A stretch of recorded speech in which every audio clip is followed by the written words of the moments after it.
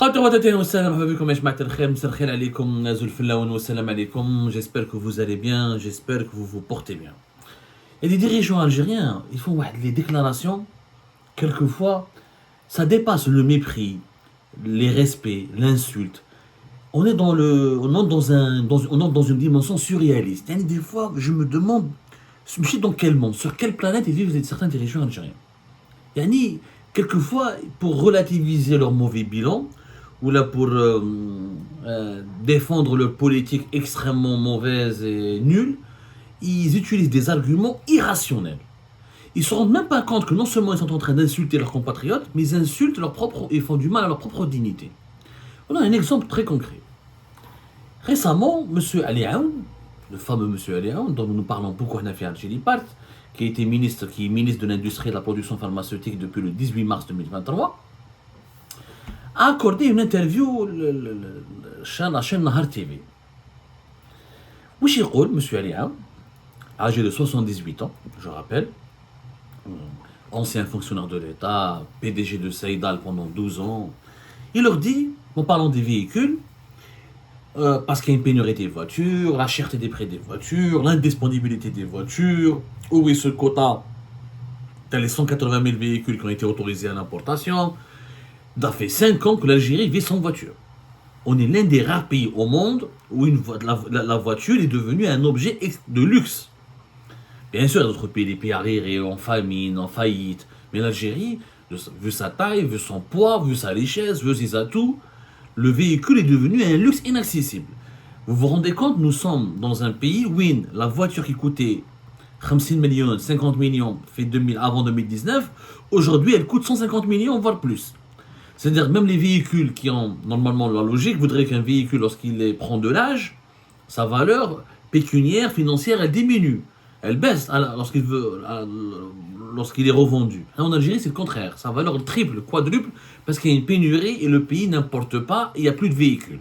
Ni de l'assemblage, ni de la production locale, ni de l'importation. Monsieur Ali Aoun, exaspéré, excédé par les questions qu'on lui pose à chaque fois sur les véhicules, les prix des véhicules, la disponibilité des véhicules. Le journaliste Al-Nahar, il leur dit, mais le véhicule n'est pas une nécessité. D'abord, il a dit, le passage, d'ailleurs, ce passage a été diffusé massivement sur TikTok, sur les réseaux sociaux. Sur Facebook, il a fait le buzz. Tellement ce qu'il dit, c'est tout simplement irrationnel et illogique. Il a dit que le véhicule n'est pas une nécessité, n'est pas un objet nécessiteux. Ensuite, il s'est corrigé. Non, finalement, ce n'est pas une priorité. Il a dit en arabe, je vous dis ce qu'il a dit en arabe et en français. Ce n'est pas une priorité. Pour lui, la priorité est de nourrir les Algériennes et les Algériens, de les vêtir, de les habiller, et ensuite, la véhicule, ça vient après. On parle, ce n'est pas le ministre de l'Agriculture qui parle, ce n'est pas le ministre de la Sécurité alimentaire qui parle, c'est le ministre de l'Industrie et de la Production pharmaceutique. Le véhicule n'est pas une nécessité, ce n'est pas un objet nécessaire, ou là, ce n'est pas une priorité. Alors, nous sommes dans le plus vaste pays africain, on fait partie des 15 plus grands territoires du monde. Entre la capitale et l'extrême sud du pays, il y a plus de 2000 km. Nous sommes un peuple pays de 47 millions d'habitants. Et on vient nous expliquer en 2024, en juin 2024, on vient expliquer à une population que le véhicule n'est pas une priorité. Que la priorité, c'est de manger, de se soigner et de s'habiller. Le langage Hada, s'il a été prononcé pour la Deuxième Guerre mondiale, je peux le comprendre. S'il avait été adopté, ce discours en pleine guerre froide, je peux le comprendre. On dit en 2024. En 2024, un ministre vient à la télé insulter son propre peuple en leur disant que le véhicule n'est pas une nécessité, n'est pas une priorité. Ok, on fait comment pour aller au travail? On fait comment pour aller à l'hôpital? On fait comment pour sortir les enfants et aller faire des excursions? On fait comment pour découvrir notre pays? On fait comment pour les transports? On fait comment? Et là, je lance un défi. Ok. Parce que la politique du gouvernement algérien, du régime Tebboune, est de ne pas importer, de limiter les importations et de ne pas ouvrir les vannes des importations des véhicules neufs comme l'a fait le régime Bouteflika pour ne pas se retrouver avec des factures de 6 à 7 milliards de dollars d'importation comme ce fut le cas de l'Algérie entre 2012, 2011, 2013. Ok, vous ne voulez pas importer des véhicules. Dans ce cas-là, pourquoi vous ne voulez pas faire, pourquoi vous avez saboté l'assemblage des véhicules neufs? De 2019 à 2023, tout a été fermé. Il n'y a qu'une seule usine de Fiat qui a été inaugurée et relancée en décembre 2023. Où sont les véhicules qui devaient être assemblés par l'usine Fiat? Le patron de Fiat Algérie a été changé. Il a pris la fuite, on l'a raconté via Algérie Pat, il a disparu pendant pratiquement plusieurs semaines, jusqu'à 2 mois. Il a été remplacé que récemment. Où est le projet Fiat Algérie? Où sont les véhicules qui devaient être rassemblés et montés? Et pourquoi Fiat devrait faire de l'assemblage et du montage alors que Renault, Kia, Hyundai avaient commencé cette activité depuis 2019 et on les avait arrêtés? Donc, oui, il répond. On ne fera pas de l'importation déguisée à travers le montage industriel, le montage des véhicules. On fait de l'industrie, on n'en fait rien. Ok. Est-ce que Fiat fait de l'industrie?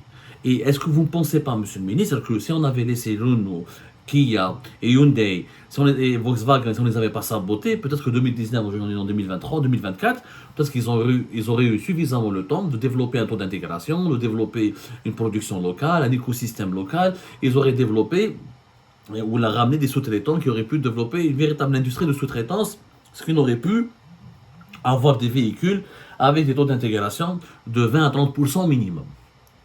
Là, on a tout saboté, on a fermé toutes les usines, on ne veut pas importer, on ne veut pas faire de l'assemblage. Comment avoir un véhicule? Et je pose une question aux dirigeants algériens. Ok, vous ne voulez pas des usines d'assemblage et de montage, sauf l'usine Fiat, parce que Fiat, c'était pour narguer les Français, les Espagnols, comme les Italiens s'entendent bien avec Tebboune, comme les Italiens ont invité Tebboune en 2022, et comme les Italiens ont déroulé tapis rouge à Tebboune en 2022. Donc, on ne veut pas... On voulait donner un privilège et un avantage aux Italiens.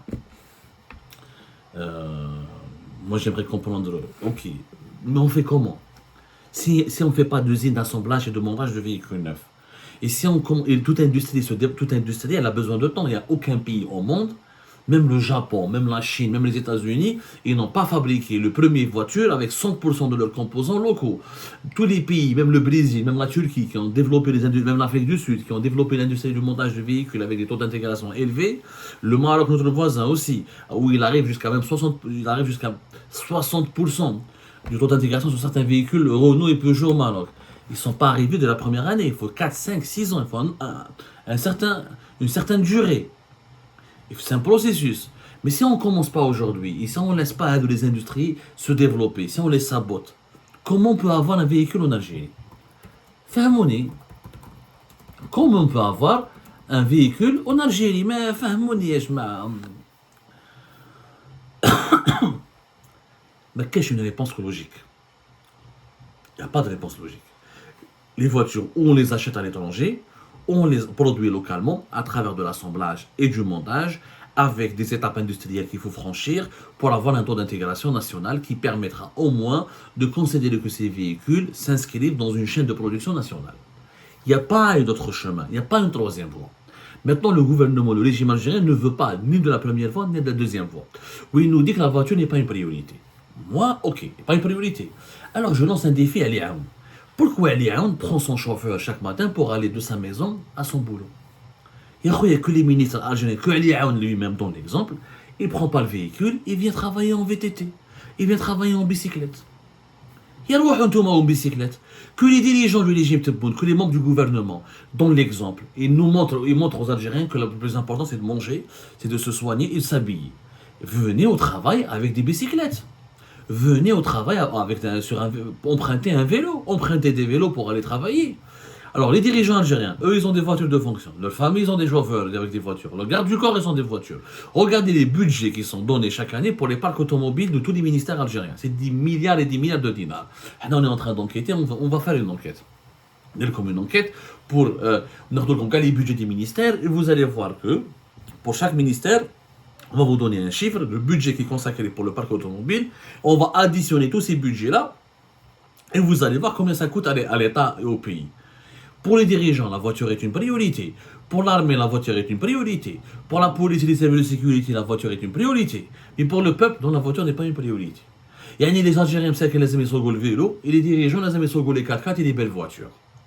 Si ce n'est pas du mépris, de l'insulte et de l'humiliation infligée aux Algériens et aux Algériens, comment on peut interpréter ce genre de propos, de déclarations et ce genre de politique?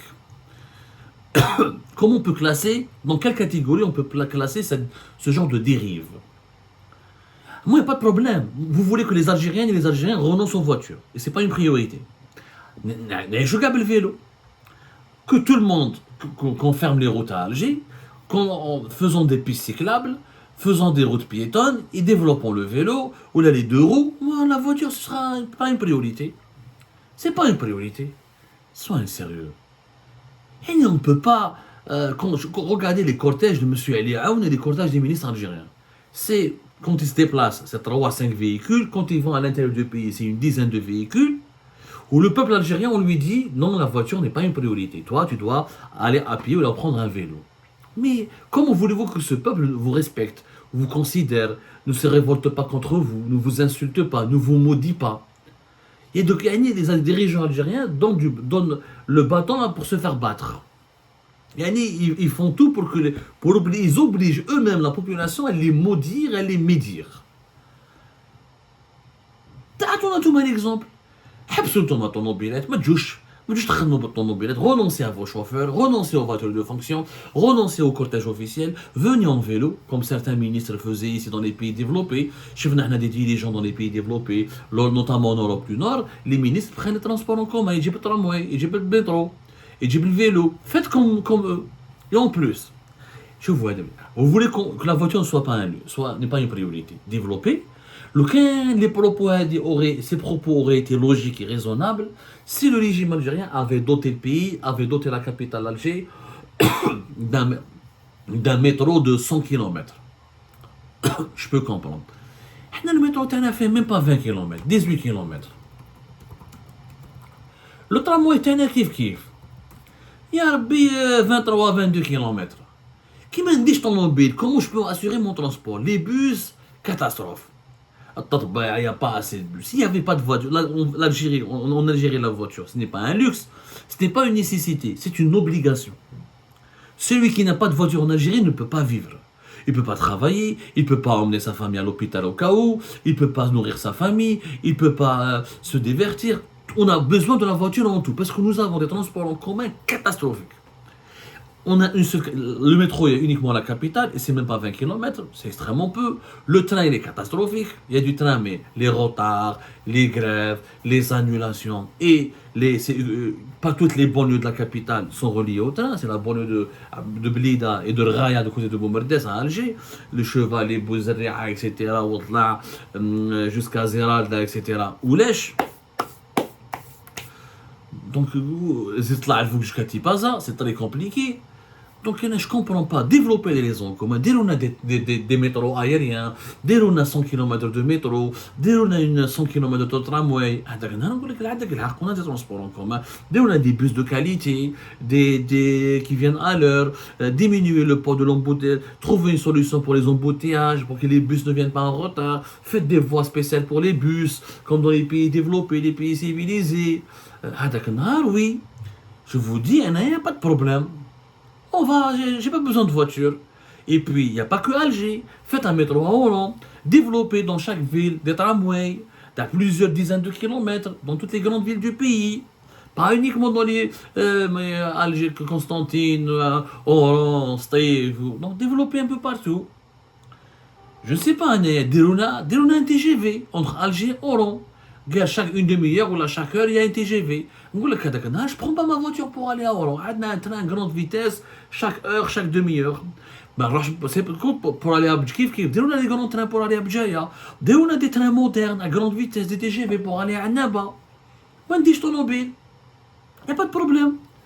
On a des trains partout, autour de la capitale. On a des transports en commun de qualité. Mais la voiture, c'est pas une priorité. احنا ما عندناش transport en commun catastrophique. Allez voir les gares routières, allez voir le nombre d'accidents, le nombre de personnes qui meurent en Algérie dans des accidents provoqués par les bus, notamment les bus qui rentrent en Algérie, au sud, à l'intérieur du pays, le nombre de bus qui... Faites la chronique des faits divers, le nombre des personnes qui meurent sur les routes en empruntant les bus. Tellement les bus sont mal entretenus, des chauffards mal encadrés, de très mauvaise qualité, des pièces de rechange qui ne sont pas changées à temps. Et une catastrophe. C'est des ambulances ambulantes. C'est des ambulances qui font du transport. C'est des morgues ambulantes, pardonnez-moi. C'est des morgues. تطلع في transport كامل بتموت. حنا راك تمسخروا بالجبش الجزائري. ما نقول لك ما تشريش طوموبيل. إيه الجزائري اللي كنلقى دي مترو ايريان، دي تي جي في، دي ترامواي، دي بيس مودرن، دي تيليفيريك. ما يشريش طوموبيل يخبي دراهمو. يروح يفواياجي، يروح يتزوج، il va faire acheter un logement, il va penser à autre chose. Mais on l'oblige à ne pas penser à autre chose. On l'oblige. Parce qu'on est dans un pays où nous avons un métro de moins de 20 km, où nous avons des tramways d'une vingtaine de kilomètres, où nous avons des réseaux de transport en commun catastrophiques, où le train ne vient jamais pratiquement à l'heure, où il y a des prestations catastrophiques. Oui, malgré les efforts consentis par l'État pour électrifier le chemin de fer et pour développer les trains, pour aller de Alger à Annaba, c'est pratiquement une corvée par train. C'est une mission impossible. Pour aller de Alger à Boujaïa, c'est hyper compliqué. Alger-Oran, ça reste pas agréable. Alors que nous avons tout, on veut développer le train à Tindouf-Béchar, alors qu'on n'arrive même pas à le développer et à assurer son fonctionnement optimal entre Alger-Oran, Alger-Annaba et Boujaïa dans les grandes villes du Nord. Là où se concentre la majeure partie de la population algérienne. Cherchez l'erreur. Cherchez l'erreur. Fahmouna. Donc on ne peut pas insulter les Algériens de cette manière. Chez les dirigeants, ils costume ouais, le ministère, logement fait club des pins, 3 voitures à sa disposition, lui, sa famille et ses gardes du corps. Non, la voiture n'est pas une priorité. Donnez l'exemple. Alors, le métro. Est-ce que le gouvernement algérien peut emprunter le train ou le métro est-ce que les membres du gouvernement algérien peuvent prendre le métro ou le train pour assister au Conseil des ministres? La réunion hebdomadaire dans les Conseils des ministres. Non. Non. Est-ce que le président de la République peut prendre le vélo et peut venir à pied? Non. Alors pourquoi on demande aux Algériens et aux Algériens de faire le sacrifice? Ah, les Algériens doivent... En fait, voilà ce que dit Aléa, on a tout compris. Le peuple algérien a le droit qu'à se nourrir, se soigner et s'habiller. Je crois que j'ai le Moyen Âge. On n'a pas le droit à autre chose, on n'a pas le droit de rêver, on n'a pas le droit de rêver d'une belle maison, de rêver d'une belle voiture, de rêver d'une carrière, de rêver de voyager, de s'épanouir. Allez, on est un pays riche.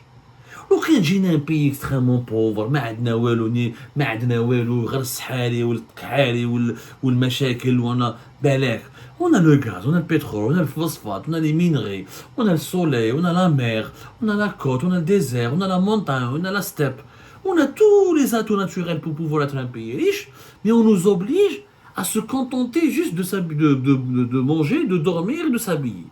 Voilà ce qu'on nous oblige. Et quand un ministre parle comme ça en 2024, c'est une honte pour lui. À 78 ans, normalement, tu fais preuve de bon sens. Mais j'ai t'as n'importe quoi. ربي يهدي ما خلق.